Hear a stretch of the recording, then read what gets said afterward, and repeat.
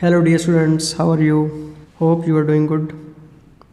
तो आज हम डिस्कस कर रहे हैं chapter gravitation, NCERT book chapter number 8 और इसका ये दूसरा लेक्चर है।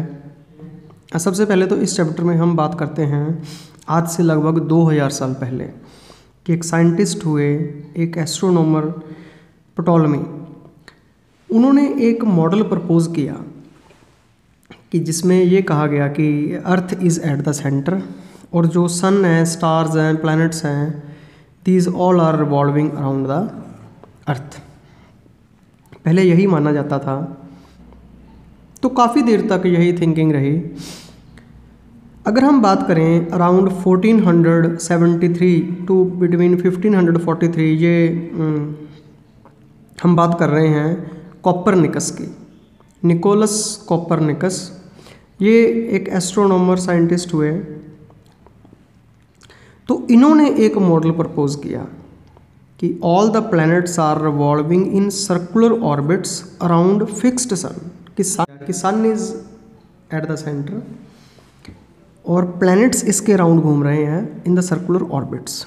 तो ये बात तब उस टाइम जो रिलीजन था, जो चर्च थी, उनको हजम नहीं हुई और इस थ्योरी को डिस्कार्ड कर दिया गया। उन्होंने ये नहीं माना कि उन्होंने कहा कि ये जो कोपरनिकस हैं ये गलत कह रहे हैं।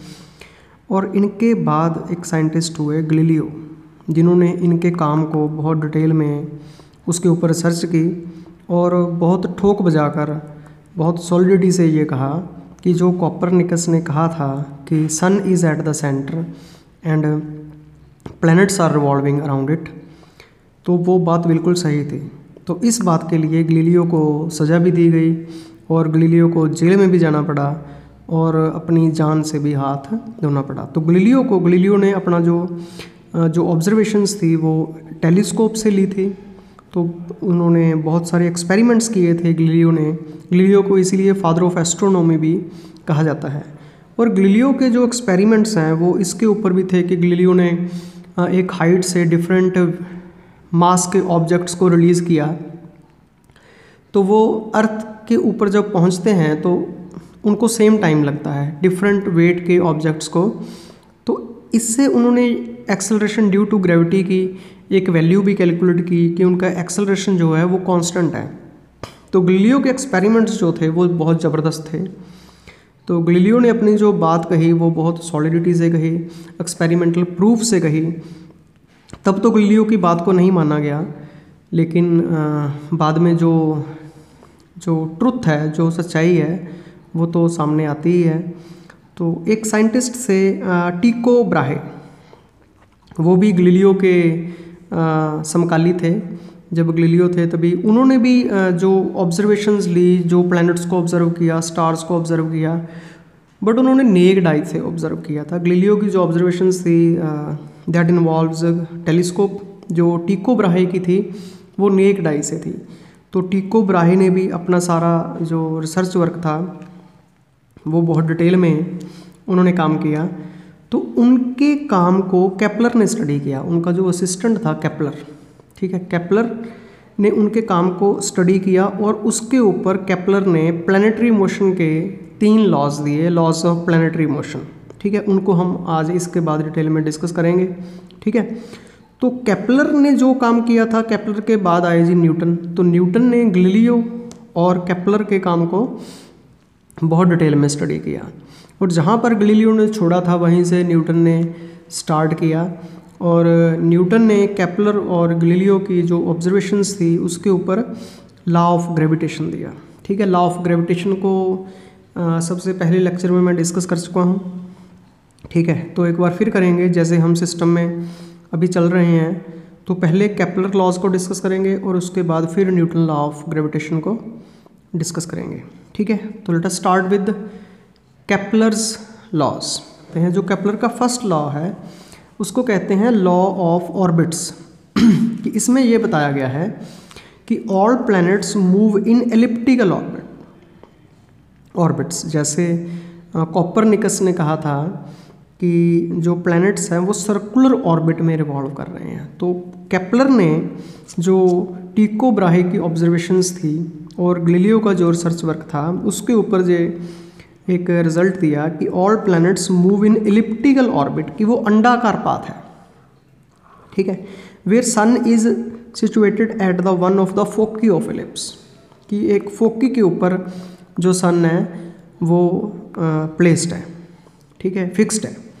तो फोकी क्या होता है, अब हम यहाँ पर वर्ड फोकस भी यूज़ करते हैं फोकी की जगह पे, क्योंकि दो होते हैं ना, ये एक यहाँ पर होता है और एक यहाँ पर होता है। ये भी पोजीशन हम ले सकते हैं, इसको एस डैश लिख सकते हैं।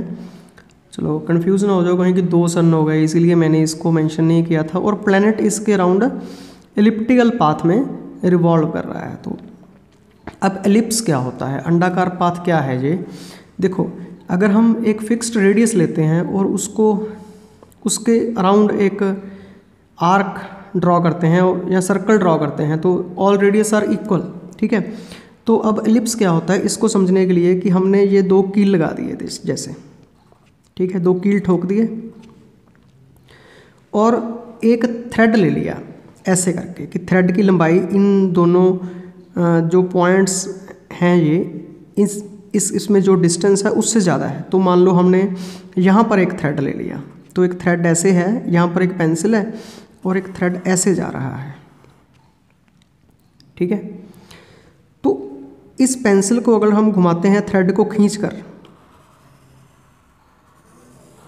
तो कुछ ऐसा पाथ हमें देखने को मिलेगा लगभग अंडाकार, ठीक है। यहाँ पर होगी पेंसिल तो थ्रेड ऐसे होगा, ठीक है। जो थ्रेड की लंबाई है वो फिक्स्ड है, अगर यहाँ पर आ जाएगी तो ये पाथ और ये पाथ ये सेम हो जाएगा। तो अगर हम यहाँ पर दो कील ठोक दें और एक थ्रेड लगा लें और यहाँ पर एक पेंसिल रख दें और पेंसिल धागे को खींचकर एक पाथ ड्रॉ करें, तो उस पाथ को हम कहते हैं एलिप्स, ठीक है। और जहाँ पर दो कील ठोके थे हमने वो है फोकस ऑफ एलिप्स, ठीक है, जहाँ पर हमने सन की पोजीशन जो है वो एक्सप्लेन की है। तो मैं एनसीईआरटी की बुक को यूज़ कर रहा हूँ, तो आप भी एनसीईआरटी की बुक को रीड करना, तो आपको बात बहुत डिटेल में समझ लगेगी। तो उन्होंने इस पॉइंट को F1 लिखा है और इस पॉइंट को F2 और इस पॉइंट को T। तो क्या है F1T plus F2T that is fixed, ठीक है। तो यहाँ पर हमारी पेंसिल है तो ऐसे घुमा रहे हैं, जैसे प्रकार से हम पेंसिल एक पॉइंट लेते हैं ना, तो वही सिस्टम है, उसके अराउंड सर्कल बनता है। तो यहाँ पर दो पॉइंट्स हैं, तो यहाँ पर एलिप्स बन रहा है और ये दो पॉइंट्स हैं, इसको हम फोकस बोलते हैं। और दो हो जाते हैं तो फोकस F और फोकस, और फोकस ज़्यादा हो जाते हैं तो उसको हम बोलते हैं, प्लूरल है, फोकी, ठीक है। Where sun is situated at the one of the foci of ellipse, this is Kepler's first law और इसको बोलते हैं लॉ ऑफ ऑर्बिट्स। तो अब हम बात करते हैं केपलर्स सेकंड लॉ की, या इसको कहते हैं लॉ ऑफ एरियाज। तो एरिया इसमें कैसे इन्वॉल्व है, देखो कि हम फिर एलिप्स ड्रॉ करते हैं और यहाँ पर एक लाइन ड्रॉ करते हैं जो कि लॉन्गेस्ट लाइन है, जो दोनों फोकस में से पास कर रही है। Where sun is at this focus let us assume and this is second focus. जो लाइन यहाँ से पास कर रही है, दोनों से पास कर रही है, इस पॉइंट को लिखते हैं A और इस पॉइंट को लिखते हैं P। तो जो क्लोजेस्ट पॉइंट है P is closest point to the sun, to the focus, P is closest point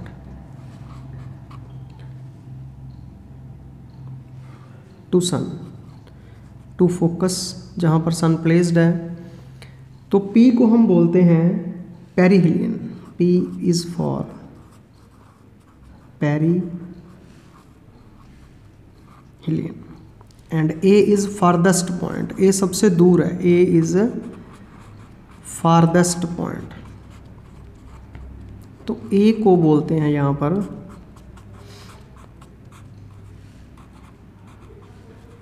aphelion, ठीक है। P is for perihelion, A is for aphelion. और जो एक्सिस पास कर रही है यहाँ से लेकर यहाँ तक, तो इसको बोलते हैं PA को बोलते हैं मेजर एक्सिस, मेजर एक्सिस, ठीक है। इसकी बात हम नेक्स्ट लॉ में करेंगे। और इस लाइन के सेंटर से, बिल्कुल सेंटर से ये जो लाइन पास कर रही है, this is the shortest line, तो इसको बोलते हैं हम माइनर एक्सिस। इसको बी सी से मेंशन करते हैं, बी सी। तो B C is minor axis, इसको माइनर एक्सिस बोलते हैं एलिप्स की। ठीक है, तो ये कुछ जानकारी आपको पता होनी चाहिए एलिप्स के बारे में। तो अगर प्लैनेट जब रिवॉल्व करता है, तो जैसे प्लैनेट यहाँ से लेकर यहाँ तक आ रहा है, मैं एक बार और डायग्राम ड्रॉ करता हूँ, देखो। ठीक है, अब हम ये पॉइंट शो नहीं करते। दिस इज सन। तो अगर प्लैनेट यहाँ पर है इस पॉइंट पर, तो वो प्लैनेट सबसे दूर है सन से, और अगर यहाँ पर है इस साइड पर, तो वो नज़दीक है। ठीक है, चलो सपोज करो कि दो पॉइंट्स अज्यूम करते हैं कि planet is moving from P to P dash, और दूसरी साइड पर प्लैनेट मूव कर रहा है from Q to Q dash. जब वो नज़दीक है तो प्लैनेट मूव कर रहा है क्यू टू क्यू डैश। तो वो जो ये जो रेडियस वेक्टर है from S to P, this is the radius vector. अगर हम इसको आर लिखें, और अगर प्लैनेट की वेलोसिटी को वी लें, V is velocity of planet, और डेल्टा टी टाइम में जितना ये एरिया इसने कवर किया है, तो ये डिस्टेंस हो जाएगा वी डेल्टा टी। ये जो साइड है P P dash is V delta T. तो जितना ये एरिया कवर किया है डेल्टा टी टाइम में, तो क्या ऑब्जर्व किया गया है कि सेम टाइम में दूसरी साइड पर भी प्लैनेट सेम एरिया कवर करता है। तो सेकंड लॉ को हम कैसे स्टेट करेंगे? तो दिस इज़ द स्टेटमेंट कि line joining any planet to the sun, ये जो लाइन जो ज्वाइन कर रही है प्लैनेट टू द सन, ये जब प्लैनेट मूव करता है तो कुछ एरिया स्वीप करती है, कुछ एरिया कवर करती है। तो equal areas covered in equal intervals of time, तो दूसरी साइड पर भी उतने ही टाइम में उतना ही एरिया कवर होगा। तो अब इस ऑब्जर्वेशन से क्लियर है कि जब प्लैनेट नज़दीक होगा सन के तो वो फास्ट ट्रैवल करेगा, और जब दूर होगा तो वो स्लो ट्रैवल करेगा। ठीक है, कहाँ से ये कंक्लूजन निकला कि planet appear to move slower when they are farther, जब वो दूर होते हैं, and move faster when they are closer. तो प्लैनेट का ये जो रेडियस वेक्टर है, ये इक्वल एरिया कवर कर रहा है इन इक्वल इंटरवल्स ऑफ टाइम। तो इस लॉ को हम ऐसे भी सम अप कर सकते हैं in terms of areal velocity. ठीक है, तो ये कंक्लूजन को ऐसे भी लिखा जा सकता है, areal velocity of the planet around the sun is constant. Areal velocity of the planet around sun is constant. और एरियल वेलोसिटी को हम मैथमेटिकली कैसे लिखते हैं? D A by D T is equal to constant. ठीक है, कैसे prove करेंगे इसको? देखिए,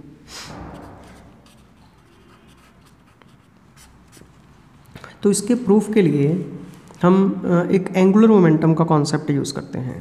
देखो, सबसे पहले तो हमें ये मालूम होना चाहिए कि जब प्लैनेट रिवॉल्व करता है around the sun, so this is sun, this is planet. ठीक है, तो उसके ऊपर जो फोर्स लगता है वो टुवर्ड्स द सन लगता है, और उसका जो पाथ है दैट इज़ टेंजेंट। तो जो एंगल बन रहा है दैट इज़ 90 डिग्री। तो जब भी जो फोर्स लगती है, central force towards the sun, centripetal force लग रही है, प्लैनेट का motion instantaneously at the 90 degree है। तो जो वो फोर्स लग रही है, तो work done by the force is zero.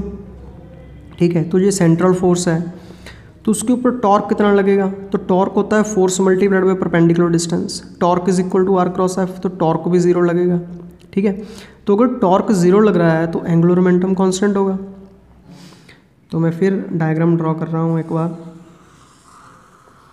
देखो, जब हम यहाँ पर सन है और this is radius vector R, ठीक है, तो this is V delta T, जो इसका वेलोसिटी और टाइम का प्रोडक्ट है। तो अगर हम इसको ड्रॉ करें तो ये एक ट्रायंगल कंप्लीट हो गया, ठीक है। और अगर पैरेललोग्राम कंप्लीट करें, देखो ऐसे, तो दिस इज पैरेललोग्राम। तो पैरेललोग्राम का एरिया किसके इक्वल होता है? Area of parallelogram, area of parallelogram होता है A cross B R cross V delta T. तो this is area of parallelogram, इसका मैग्नीट्यूड, ठीक है। तो एरिया ऑफ ट्रायंगल किसके इक्वल होगा? Area covered by radius vector, इसको हम रेडियस वेक्टर बोल रहे हैं, लेकिन ये रेडियस वेक्टर नहीं है, ठीक है ना। तो ये जो लाइन है ज्वाइनिंग प्लैनेट टू द सन, ठीक है, ये पाथ सर्कुलर नहीं है, अगर पाथ सर्कुलर होता तो ये रेडियस होता, ठीक है। तो एरिया कवर्ड बाय एरिया कितना हो जाएगा? हाफ हो जाएगा पैरेललोग्राम से, is equal to 1/2 into R इन क्रॉस वी डेल्टा टी। तो ये हो गया डी ए। अगर हम D A by D T करें तो D A by D T हो जाएगा 1/2 आर क्रॉस वी, तो इसको भी हम डी टी कर देते हैं, D T, not delta T, इसको हम डी टी कर देते हैं। तो डी टी से डी टी कैंसिल हो जाएगा ना, डी टी, ठीक है। तो we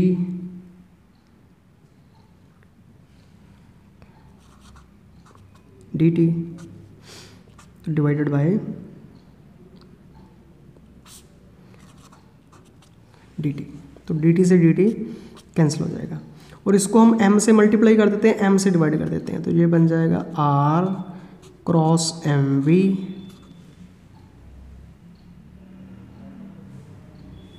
divided by 2m। M V की प्रोडक्ट होती है p, लीनियर मोमेंटम, तो r क्रॉस p हो गया l, तो is equal to l divided by 2m। तो this is D A by D T, ठीक है। और अगर हम यहाँ से L देखें, L फाइंड करें, तो L किसके इक्वल हो जाएगा? L फाइंड करने की ज़रूरत नहीं है। अगर इस एक्सप्रेशन को हम ध्यान से देखें, D A by D T is areal velocity, अगर प्लैनेट के ऊपर टॉर्क नहीं लग रहा तो L कांस्टेंट है, तो L कांस्टेंट है तो मास तो पहले से ही कांस्टेंट था, तो ये सारा कुछ क्या हो जाएगा? ये सब कांस्टेंट हो जाएगा। तो एरियल वेलोसिटी क्या हो जाएगी? Areal velocity is constant. तो यही प्रूव करना था हमें, ठीक है। तो areal velocity of the planet around sun is a constant. तो दोबारा देख लो, सबसे पहले हमने ये ट्रायंगल ड्रॉ की थी और ट्रायंगल को कंप्लीट करके पैरेललोग्राम एक ड्रॉ की, और एरिया ऑफ पैरेललोग्राम क्या होता है? A cross B, this is A, this is B, R cross V D T, ठीक है। इसको डेल्टा टी लिख लो, डी टी लिख लो, कोई ज़्यादा डिफरेंस नहीं है। तो वी डी टी, मैंने डी टी कर दिया, पहले डेल्टा टी लिखा था। तो area covered by this line S P, तो ये हो जाएगा इसका half 1/2 into R into V D T, तो ये डी ए हो गया स्मॉल एरिया। तो D A by D T कितना हो गया? इस तरफ भी डी टी से डिवाइड कर दिया, डी टी और डी टी कैंसिल हो गए, बाकी बचा आर क्रॉस वी बाई 2, इसको m से मल्टीप्लाई कर दिया, m से डिवाइड कर दिया, क्योंकि m into V linear momentum होता है p, ठीक है। m into V is p, तो m इंटू वी किसके इक्वल होता है? p। और r क्रॉस p किसके इक्वल होता है? r cross p equal to होता है l, तो इसको हमने l कर दिया, तो l डिवाइडेड बाई 2m, ठीक है। तो this is D A by D T is equal to l by 2m। अब टॉर्क क्योंकि ज़ीरो है, सिंस टॉर्क इज ज़ीरो, तो ये हमने पहले बताया टॉर्क ज़ीरो, तो L कांस्टेंट है, ठीक है। तो अब L कांस्टेंट हो गया, मास ऑफ प्लैनेट तो पहले से ही कांस्टेंट है, तो D A by D T क्या हो गया? कांस्टेंट। तो यही स्टेटमेंट थी ना कि areal velocity of the planet around the sun is constant, ठीक है। और you can say in this language कि line joining any planet to the sun sweeps equal area in equal intervals of time. तो next है जी Kepler's third law, जिसको law of periods भी कहा जाता है। ये टाइम पीरियड से रिलेटेड है कि जो प्लैनेट रिवॉल्व कर रहा है अराउंड द सन, तो planet is revolving around the sun, this is planet, तो planet is revolving around the sun. तो जो प्लैनेट रिवॉल्व कर रहा है जब वो एक रेवोल्यूशन कंप्लीट करता है तो उसका जो टाइम पीरियड होता है, तो square of time period of revolution of planet around the sun is directly proportional to cube of semi major axis of ellipse traced out by sun. ये जो एलिप्स ट्रेस किया है इसका ये मेजर एक्सिस है, ये जो पूरी लाइन है, और इस लाइन को हम मेजर एक्सिस बोलते हैं। मैंने पहले भी बताया था मेजर एक्सिस, और ये जो शॉर्ट लाइन है इसको माइनर एक्सिस बोलते हैं। और इस लाइन का अगर हम हाफ कर दें यहाँ पर तो इस लाइन को हम सेमी मेजर एक्सिस बोलते हैं और इसको ए से लिखते हैं। तो A is half of major axis, ठीक है, it is called semi major axis, ठीक है। तो T is time period, T is time period of revolution.